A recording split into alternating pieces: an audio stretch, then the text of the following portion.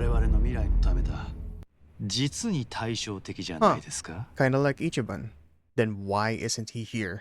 Masataka Ebina is the most unforgiving final boss in the whole Like a Dragon series, especially how he is so motivated at making all the lives of the Yakuza a living hell. But his boss fight would have been so much better if his half-brother, Ichiban Kasuga, was the one who fought him. So why didn't Ichiban fight Ebina? Despite the two of them having opposing ideologies that would have made an epic traditional Yakuza boss fight. Did RGG Studio fail to see that Ichiban would have been the better choice to fight against Ebina? Not in the slightest. And today, let's define why Ichiban didn't fight his half-brother and what makes Ebina a fearsome boss that Kiryu had to face. And come on, Ebina looks mad all the time. I guess he often have problems playing his favorite games on his dated PC. I bet he didn't know of this simple solution. Introducing Boosteroid, a cloud gaming platform. With Boosteroid, you can dive into any free-to-play games hassle-free. And for those coveted paid games, well, simply make sure that you have a licensed copy from trusted digital stores like Steam, Epic, or Origin. But do remember that your gaming journey with Boosteroid relies on your connection and device. Before you subscribe, be sure to check your compatibility with Boosteroid's speed tests. So what are you waiting for? Join the Boosteroid community today. Click the link down in the description and your updated computer will no longer be a problem. 砂糖に釣られて寄ってくるアリそっくりで。Ebina is the epitome of revenge. Who wants nothing but the death of the Yakuza world, given how the Yakuza has been the cause of his miserable life? Ebina is the son of Masumi Arakawa and Yuriko Hikawa. You know, the woman that the Hikawa patriarch forced Arakawa to marry. Due to the incident involving Arakawa's rejecting Hikawa's offer and Hikawa retaliating by attempting to kill Arakawa's lover, Arakawa went on a bloody spree, killing Hikawa. But unbeknownst to Arakawa, Yuriko was pregnant. And in January 1977, Masataka Ebina was born. Raised by his struggling mother and neglected by his absent father and even Hikawa family, Ebina harbored resentment. Ebina, throughout his whole life, despised the Yakuza's ideology of the Yakuza bonds are thicker than blood, since the Hikawa family ignored their existence. After his mother's death, he joined the Tokyo Metropolitan Police, determined to dismantle the Yakuza and seek justice for his family. Unfortunately, that did not happen, since the Great Dissolution took place and the two largest Yakuza factions in Japan dismantled, taking away any opportunity for Ebina to savor his revenge. So Ebina went for Plan B and became a Yakuza himself, joining the Seiryu clan and rising to the ranks to the point that he became its acting chairman. As the head of the Seiryu clan, Ebina formulated a plan he called the Second Dissolution, where former Yakuza will be sent to an island in Hawaii to manage the disposal of nuclear waste. But it's no ordinary island since the place belonged to the cult leader of Palikana, Bryce Fairchild, wherein the former Yakuza will no longer have any contact in the outside world and will slave away until their last breath. Ebina ruthlessly planned a living hell for all of the Yakuza that he abhorred, destroying the dreams that his dead father failed to realize, justifying his hatred of the hypocritical ideologies of the Yakuza, all the while being regarded as a saint that solves two major problems of Japan. Ebina is an intelligent, yet merciless antagonist, and he would have been the perfect boss fight for Ichiban, as both Ebina and Ichiban are blood brothers while also possessing different ideologies. Ichiban values chosen family over blood, as he still chose to call Arakawa his boss instead of his father and Masato as his young master, which is the ideology that Ebina has hated all his life. Ichiban holds Arakawa in the highest respect, while Ebina would be the first one to spit on his grave. And Ebina thought of a convoluted plan that will throw away the ex-Yakuza, believing that solving the mess of the dissolution is impossible. Well, we have Ichiban here believing that it is possible, so he grinded his way in hello work to give each one of the former Yakuza a meaningful second chance in life. So with all of this, right? Why didn't Ichiban fight Ebina? Despite all of these amazing parallels between the two. Even Ebina said that Ichiban is his natural opposite. Well, that's because of who Ebina is and what he actually symbolizes in the Yakuza world. Ebina is a cruel force that Kiryu Kazuma sees as his responsibility. First up, the brother fight has been done multiple times already in the series. Kiryu knows the pain of fighting against your own brother. When in the events of Yakuza 1, Kiryu had to fight against Nishiki, his sworn brother. Kiryu wanted to spare Ichiban from having to experience the same pain again that he had. Kiryu is familiar with this burden and especially how this fight also takes place in the Millennium Tower. Man, it must suck working inside Millennium Tower, like you're just finishing your accounting report and suddenly two topless dudes are punching each other. If you think working for Millennium Tower sucks, then like this video and subscribe to Otaku Defined for more Yakuza content. Anyway, aside from that, Ichiban had already faced a more important brother, Ebina, which was Masato Arakawa, his chosen brother. Ichiban already suffered the pain and loss of a brother, and Kiryu does not want Ebina to further add on Ichiban's misery. And again, Ichiban values chosen family more than blood, so Ebina being revealed to him as his brother didn't even force any motivation for Ichiban to go to Millennium Tower and fight Ebina. Due to this, Ichiban is more focused on his chosen family's dream.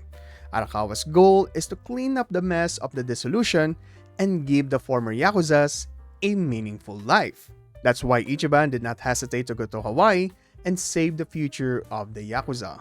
Since exposing the truth of the Palikana, its island, the nuclear waste disposal plan, and Bryce will be more conclusive evidences than beating up Ebina. Ichiban holds the future of the Yakuza and he cannot look back onto his past. And that's where Kiryu Kazuma comes in. Kiryu admitted that he had the opportunities to correct the flaws of the Yakuza world when he was the fourth chairman of the Tojo clan, but he chose to let go of that responsibility. Kiryu believes that if he had changed the ways of the Yakuza in the past, then Ebina and his mother would have been cared for. Unfortunately, Kiryu wasn't able to, and he is now staring at the malevolent vengeance in human form. Kiryu fighting against Ebina is his way of atoning for his sins as the dutiful father of the Tojo clan. Ebina is Kiryu's responsibility. Ebina is the reason that the Daigo Security Company went under along with Majima and Saejima, causing many former Yakuza to lose their second chance in life. Ebina is the reason why the public now knows that Kiryu Kazuma is alive, which can put his family in danger. Ebina is the reason why, and Kiryu will be the answer to all of Ebina's brutal hatred. Not only that, but the boss fight against Ebina is thematic to his whole persona. First, let's look at Ebina's Irezumi. This is kinda like my favorite part. Anyway, now there has been a lot of online discourse as to what Ebina's Irezumi is. Reddit user Buzzwolio anyway concluded that it's an Oni, which absolutely makes sense. But there are also other mythologies that could have influenced its design, with it being a red Oni holding a snake that spits fire. Another Reddit user, Ignilson, stated that it is a Dharmapala. In Hinduism, Dharmapala can refer to a protector or guardian of Dharma. The Dharma is the moral and ethical order of the universe.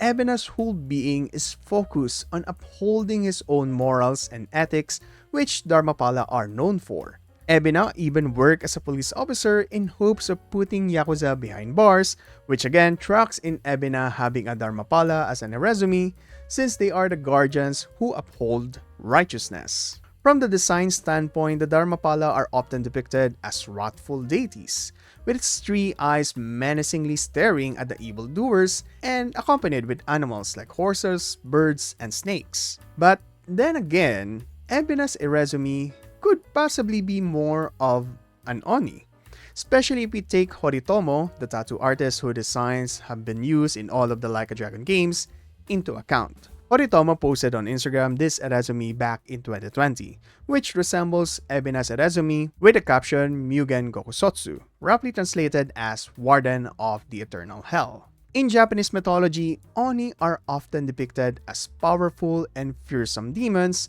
who inhabit the underworld or various realms of hell. Oni are known to be the tormentors of those who are condemned in hell. In the same manner, Ebina's plan to fully isolating the former Yakuza members in the Palekana Island can be seen as jailing the Yakuza in hell. Oni uses their strength and ferocity to inflict suffering upon those who have committed evil deeds, and Ebina does this throughout the story of Like a Dragon Infinite Wealth, such as a smear campaign he had launched against the former Yakuza and even killing them in cold blood. Lastly, Oni are known as the agents of karma. They embody the consequences of one's actions, manifesting as tormentors to those who have committed wrongdoings. Which again fits Kiryu's action of atoning for the sins of the Yakuza that he failed to take responsibility for.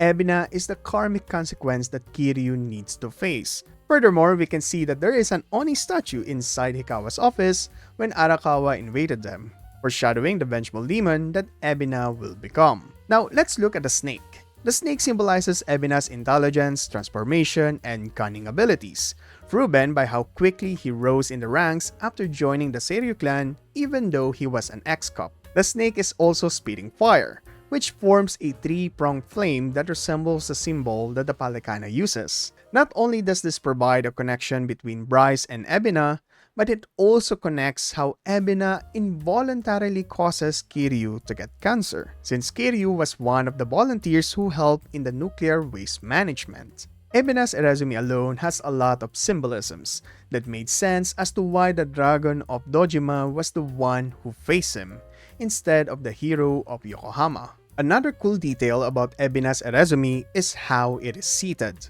No, it's not just tired from all the Yakuza BS, but it points to its connection to both as a Dharmapala and an Oni of karmic consequences. If we look at the various moves that Ebina does during the boss fight, most of them are named after chakra points used in Hinduism and Tantric Buddhism. Ebina's move called Pierce the Muladhara is a crouching right vertical lunge punch to the crotch. The Muladhara is a chakra point located at the base of the spine.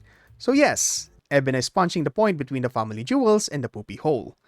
Ebina's move called Cripple the Manipura is another chakra point attack, where Ebina lunges an underarm sword thrust and an upward diagonal left slush across the solar plexus, which is the location of the Manipura chakra point. Another thing is that Ebina also has a move called Wheel of Samsara, which is a cycle of birth, death, and rebirth that symbolizes Ebina's birth, his goal for the death of the Yakuza, and the rebirth of society with him as the hero. Finally, we have this scene where Kiryu, after defeating Ebina, is asking for his forgiveness.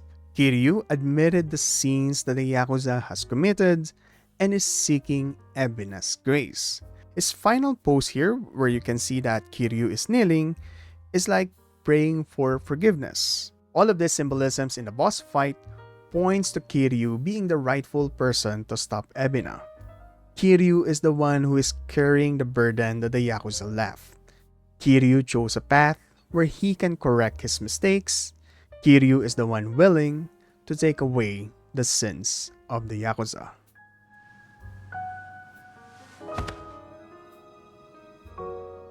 So yeah, despite there being a story to tell in a fight between Ichiban and Ebina, Kiryu is the more thematic choice.